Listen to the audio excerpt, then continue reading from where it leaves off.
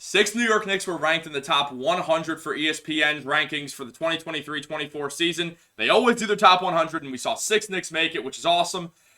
But there are some problems with it. And then also we were going to jump into the fact that GMs voted the Knicks to finish 5th in the Eastern Conference. We're going to waste no time, so welcome back to Knicks Digest, guys. My name is Chris, and let's jump into the first topic, which is that six Knicks were ranked on ESPN's top 100 list. Those players were Mitchell Robinson, Emmanuel Quickley, Josh Hart, R.J. Barrett, Julius Randle, and Jalen Brunson in that order. Robinson being 100, Quickley being 92, Hart 91, Barrett 73, Randle 45, and Brunson 32. All of those rankings seem too low, especially Robinson, Randle, and then Jalen Brunson. I don't see how you rank the players there, especially when you look at the names on this list.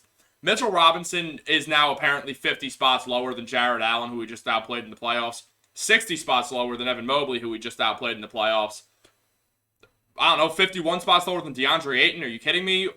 LaMelo Ball hardly played. Victor Wembanyama hasn't played. Chris Middleton hardly played. And then if you see Julius' name on this with the rest of this list, he doesn't even belong in this category. This is a guy who's an all-star, who was all-NBA this year, averaged 25 and 10.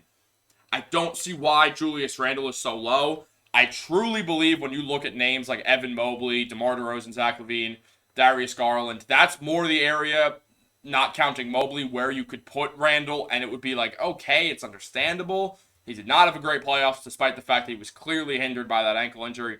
But then Jalen Brunson being 32nd when we see names like Paulo Banchero, Trae Young, Lauri Markkanen, Brandon Ingram, Drew Holiday, Pascal Siakam, De'Aaron Fox, and Tyrese Halliburton. And even when you go up and see Jaylen Brown, Paul George, Jamal Murray, and Donovan Mitchell, all those guys are that much better than Jalen Brunson?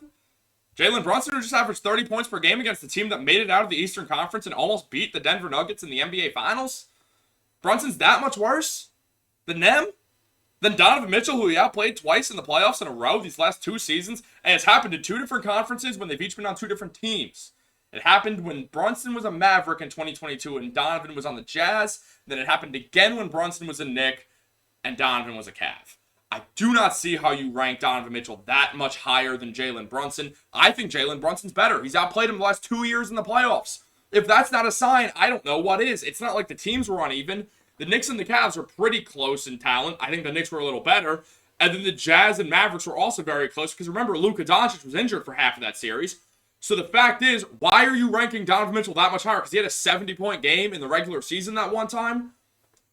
I'm not going to say Donovan Mitchell's a regular season player. That would be a lie. But I am going to say that to rank him that much higher than Jalen Brunson, a guy who has had more playoff success in his career that has been shorter than Donovan Mitchell's, is ridiculous. I think Brunson's the better player because he forces wins more. And then if you look at this again, Tyrese Halliburton is 21st. He's never made the playoffs. He never has. Brunson has. He's been on a team, been one of the focal points of a team that went to the Western Conference Finals. He was the best player in the New York Knicks and was dragging them through that Heat series. He had them on his back. I mean, RJ was great and Mitch was decent, but he was getting outplayed by Bam. And Julius's ankle was destroyed and Josh Hart had his moments. Quickly got hurt. Brunson was dragging the Knicks against that team, and you're going to rank him 32nd? Teams that don't have top 30 players in the NBA do not make the playoffs. I do not see... Excuse me. I'm yelling. It's making my voice dry. Allergies. Seasonal allergies. It's time. It's fall.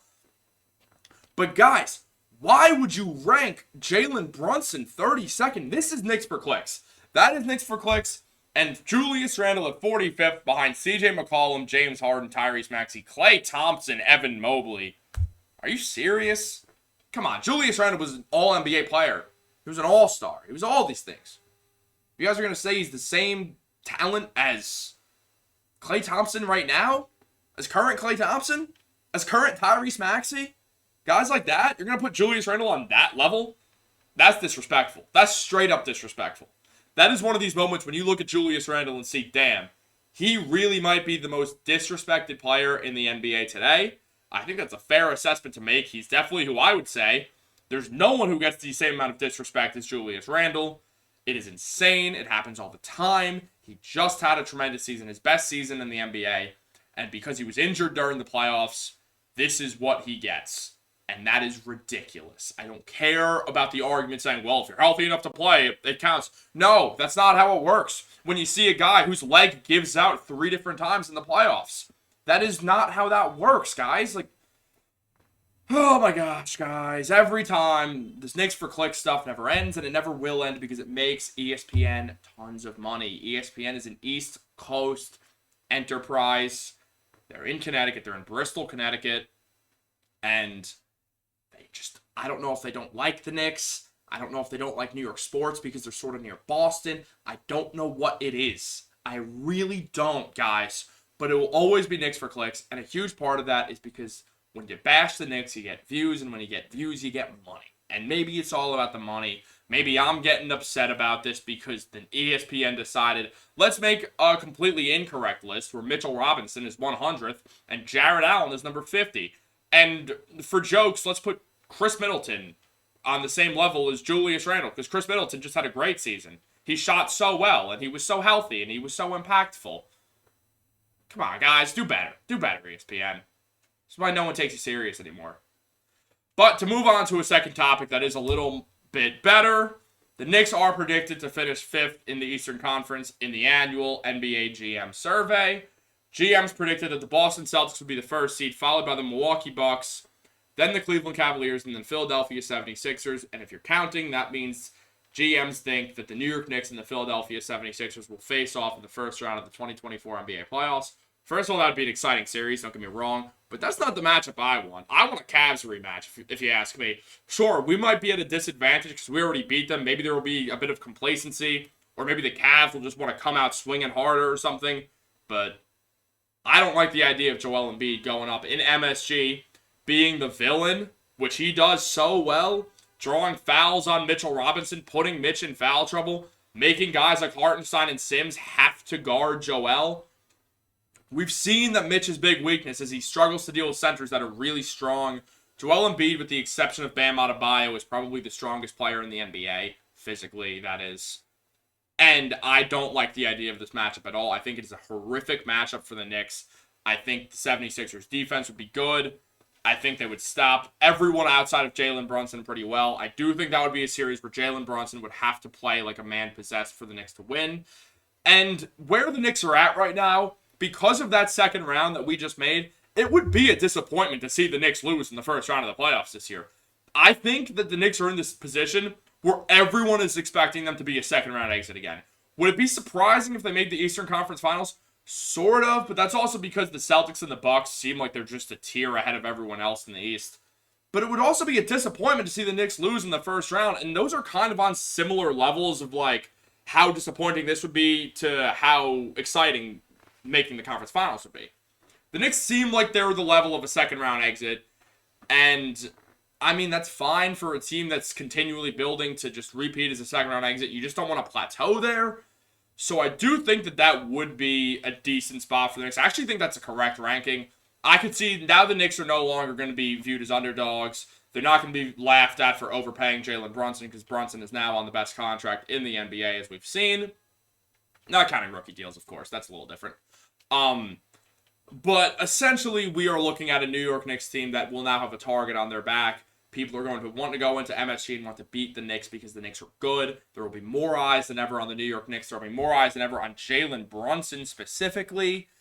And I think this will be a year where we will see the Knicks have their ups, have their downs, make the playoffs, and depending on matchups, go to the second round or the conference finals. It fully depends on where the Celtics and Bucks get seated because there is no argument that those two teams have more talent than the New York Knicks.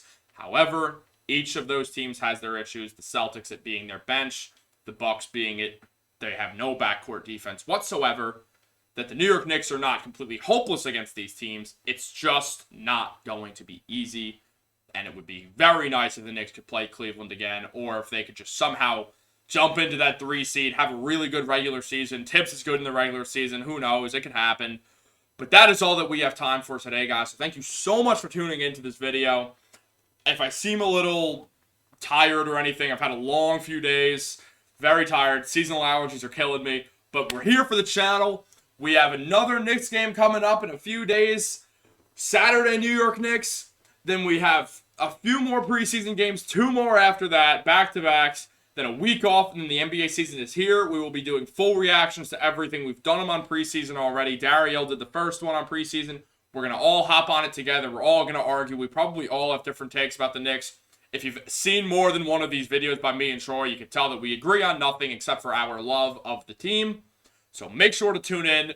The channel is only going up from here. So have a great day, guys. And remember, because I got a shirt back on, go Knicks, y'all.